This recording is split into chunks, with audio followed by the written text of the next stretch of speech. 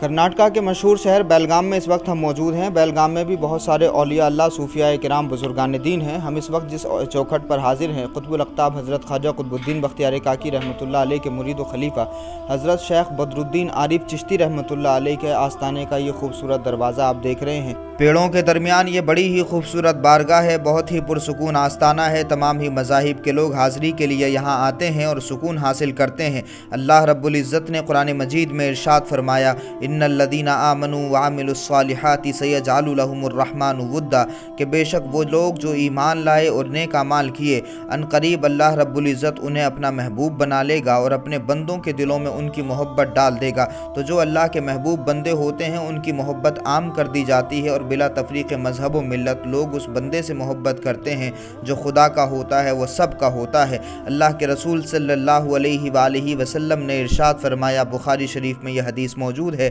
حضرت ابو ہریرہ رضی اللہ تعالیٰ عنہ سے روایت ہے کہ رسول اکرم صلی اللہ علیہ وآلہ وسلم نے ارشاد فرمایا، جب اللہ رب العزت کسی بندے سے محبت کرتا ہے تو حضرت جبریل علیہ السلام کو ندا دی جاتی ہے کہ اللہ فلاں بندے سے محبت رکھتا ہے، لہٰذا تم بھی اس سے محبت کرو۔ حضرت جبریل امین علیہ السلام بھی اس سے محبت کرتے ہیں۔ پھر حضرت جبریل امین علیہ السلام آسمانی مخلوق میں ندا دیتے ہیں کہ اللہ رب العزت کو فلاں بندے سے محبت ہے، لہٰذا تم بھی اس سے محبت کرو۔ تو آسمان والے اس سے محبت کرنے لگتے ہیں، پھر زمین والوں میں اس کی مقبولیت عام کر دی جاتی ہے۔ اسی وجہ سے جو اللہ کے ولی ہوتے ہیں، جو اللہ کے دوست ہوتے ہیں، جو اللہ کے نیک بندے ہوتے ہیں، ان سے تمام ہی مذاہب کے لوگ بلا تفریق مذہب و ملت محبت کرتے ہیں، کیونکہ اللہ رب العزت کے فرشتے اللہ رب العزت کی مرضی کے مطابق اس بندے کی محبت کو عام کر دیتے ہیں۔ تو یہ آستانہ حضرت شیخ بدر الدین عارف چشتی رحمۃ اللہ علیہ کا ہے، اور ان کے حوالے سے ساری معلومات یہاں پر لکھی ہوئی ہے۔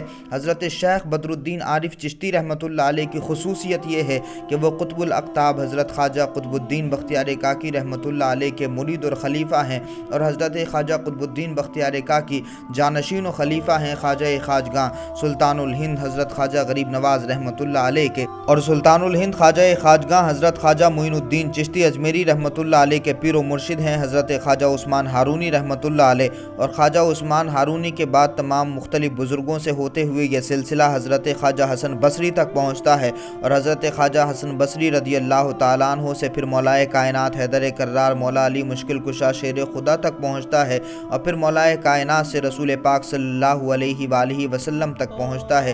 یہ خوبصورت بارگاہ ہے حضرت شیخ بدر الدین عارف چشتی رحمۃ اللہ علیہ کی۔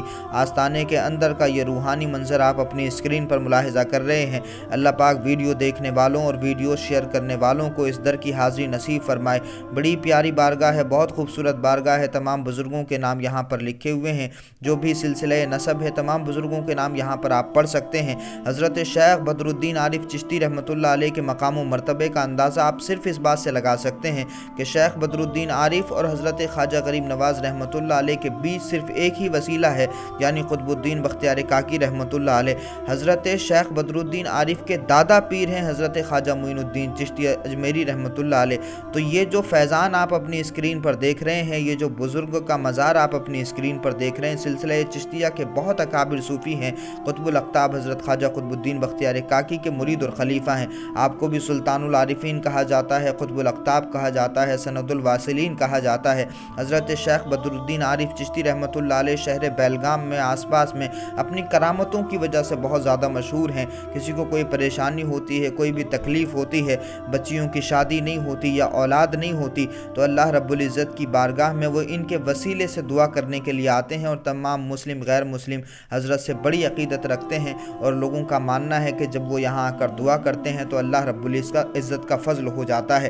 اور یہ صرف عام لوگوں کی بات نہیں ہے، اور یہ صرف ابھی سال 2 سال 3 سال 4 سال یا 100 سال پہلے کی بات نہیں ہے، بلکہ تاریخ بیلگام ایک کتاب ہے جس میں حضرت شیخ بدر الدین عارف چشتی رحمۃ اللہ علیہ کے حوالے سے لکھا کہ ابراہیم عادل شاہ کی سلطنت کے وکیل اور سپہ سالار اور شہر کے روحانی پیشوا حضرت اسد خان لاری نے جب بیجاپور سے بیلگام میں مستقل سکونت اختیار کی تو وہ اکثر حضرت شیخ بدر الدین عارف چشتی رحمۃ اللہ علیہ کی بارگاہ میں حاضری دیا کرتے تھے، اور یہاں آ کر کے عبادتیں کیا کرتے تھے، ریاضتیں کیا کرتے تھے، اور درگاہ کے سامنے جو چبوترا ہے وہیں چلہ کشی کیا کرتے تھے۔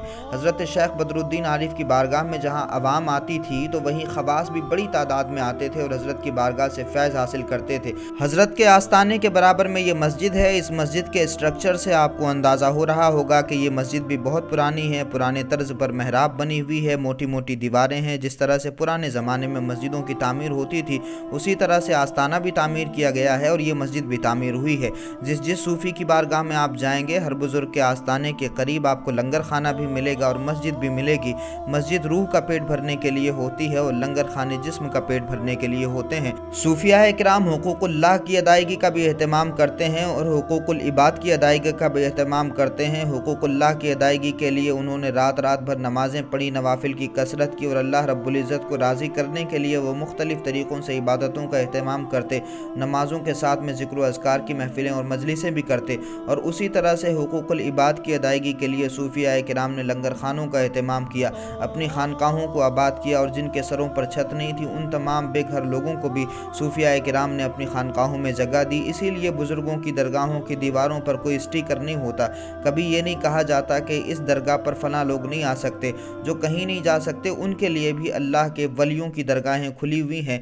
वलियों के आस्थानों के दरवाजे किसी के लिए बंद नहीं होते। जिस तरह से खुदा का सूरज सबके घरों में रोशनी पहुँचाता है, जिस तरह से खुदा के चाँद की किरणें सबके घरों को रोशन करती हैं, जिस तरह से अल्लाह की ज़मीन पर सब चलते हैं, जिस तरह से मालिक के बादलों से बरसने वाला पानी सबके घरों पर और सबके खेतों पर बराबर बरसता है, उसी तरह से जो अल्लाह रब्बुल इज़्ज़त के महबूब बंदे होते हैं, जो नेक बंदे होते हैं, उनका फैज़ भी सबके लिए आम होता है और वो भी सबको फ़ायदा पहुँचाने वाले होते हैं। इसी वजह से सूफिया किराम की खानकाहों में, बुज़ुर्गों की बारगाहों में तमाम ही मज़ाहिब के लोग बिला तफरीक़ मज़हब व मिल्लत हाज़िरी देते हैं और उनको हाज़िरी का फ़ायदा भी मिलता है। अल्लामा इकबाल रहमतुल्लाह अलैह ने इन्हीं कलंदरों के लिए कहा था कि न पूछ इन खिरका पोशों की, इरादत हो तो देख इनको, यदे बैजा लिए बैठे हैं अपनी आस्तीनों में, तमन्ना दर्द दिल की है तो खिदमत कर फ़कीरों की, नहीं मिलता ये गौहर बादशाहों के ख़ज़ीनों में।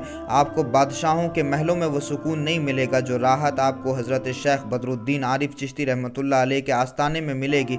हज़रत के आस्थाने में हाज़िरी के बाद जो रूहानी लज्जत और सुरूर मुझे हासिल हुआ है, मैं उसको कैमरे में तो कैद नहीं कर सकता, लेकिन आपके लिए दुआ ज़रूर कर सकता हूँ कि अल्लाह रब्बुल इज़्ज़त अपने बरगुज़ीदा बंदे शेख बदरुद्दीन आरिफ चिश्ती के आस्थाने पर आप तमाम लोगों को भी हाज़िरी करने की सआदत नसीब फरमाए। हज़रत शेख बदरुद्दीन आरिफ का उर्स मुबारक हर साल को रजबुल मुरज्जब के महीने में 10 और 11 रजब को होता है। आपका मज़ार मुबारक बेलगाम शहर में किले में मौजूद है। जब भी आप किसी से पूछेंगे हज़रत शेख बदरुद्दीन आरिफ के बारे में तो कोई भी आपको यहाँ पर पहुँचा देगा। बहुत मशहूर बुज़ुर्ग हैं। अपनी दुआओं में हमें भी याद रखिएगा। अल्लाह पाक बुज़ुर्गों के फैज़ान से हम सबको माला माल फरमाए।